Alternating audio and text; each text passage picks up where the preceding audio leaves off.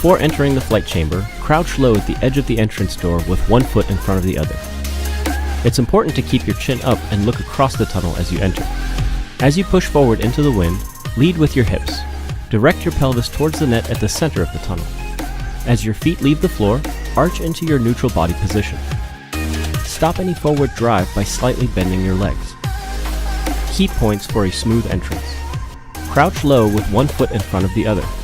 Chin up and lead with the hips. Complete the entrance by countering any undesired movement.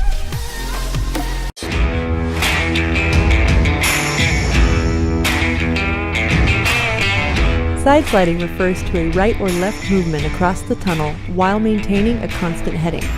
Begin a right side slide by lowering your right elbow and right knee towards the net simultaneously. Keep your spine straight to maintain heading and stability. Looking in the direction of travel will help you anticipate when you need to stop. Briefly returning to a neutral position followed by an input on the opposite side will stop the movement. Using your left elbow and knee will initiate a left side slide. As with other belly flying maneuvers, be sure to keep a slightly arched position to provide stability and to maintain your level inside the tunnel. When side sliding on your belly, remember these key points. Lower the knee and elbow in the direction you wish to move. Keep your spine straight. Look in the direction you're moving to anticipate when you need to stop.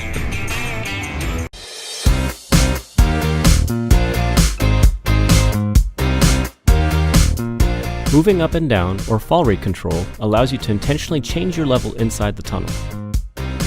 It is important to keep your body symmetrical and maintain your heading when learning this new skill. To move upward, begin by slightly flattening your torso to reduce your arch. Slowly extend your arms forward while partially straightening your legs. To move downward towards the net, begin by pushing your hips down and raising your chin. Evenly pull your arms in towards your body while slightly bending your legs. To stop either of these movements, apply the opposite input and then return to your neutral body position. Key things for moving up and down. Flattening the body causes upward movement, and a more pronounced arch causes downward movement. Initiate movement with the torso first and use arms and legs as necessary. An opposite input will counter the current movement.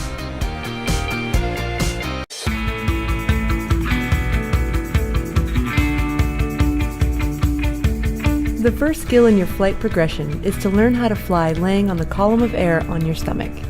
This neutral belly flying position is important to understand so that you can learn to fly additional skills. Drive your hips into the wind by squeezing your glutes. This creates a slight arch in your body. Point your toes while keeping your hips lower than your knees and shoulders. Chin up, eyes looking forward in a symmetrical position. Your arms will be spread wide with your elbows bent at 90 degrees and your knees shoulder width apart.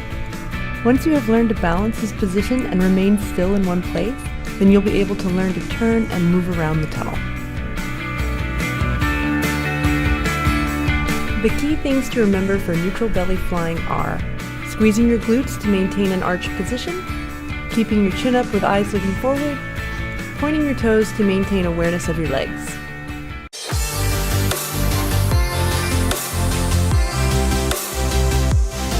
Once you are able to maintain a neutral belly position, you can now learn how to move forwards and backwards in the tunnel. To begin forward movement, gently straighten your legs with your toes pointed. The pressure of the wind against your shins will begin moving your body forward. To stop forward drive, decrease the pressure of the wind on your shins by slightly bending your legs past the neutral position. Bending your legs past neutral will also start a backward movement. This movement can be amplified by slightly extending your arms forward. Once each movement is complete, return to a neutral body position. Key things to remember. Straight legs cause forward movement and bent legs cause backward movement. An opposite input will stop the drive. Remain arched to maintain a constant level. All inputs should be slow and smooth.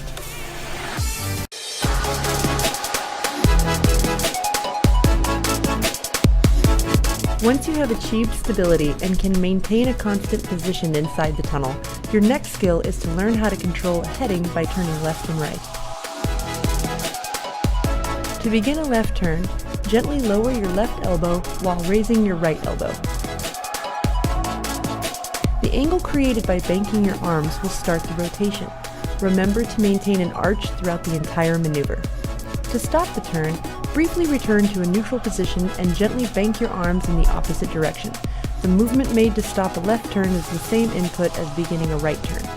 Once the turn is complete, return to a neutral body position.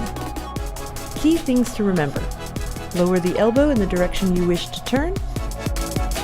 Stop the turn by gently banking your arms in the opposite direction. Keep your chin up and maintain an arch the entire time.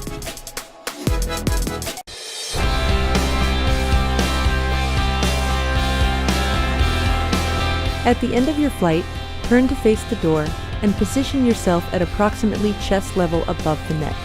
Begin a slow, controlled movement toward the door. Once you're at the door, firmly grasp the door frame. With a firm grip, bend your knees, one at a time, pulling them in toward your chest. With your hands still in place on the door frame, stand up on the net and walk out of the wind.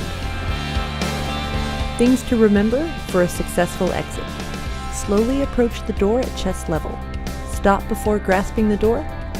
Maintain a strong grip on the door throughout the exit.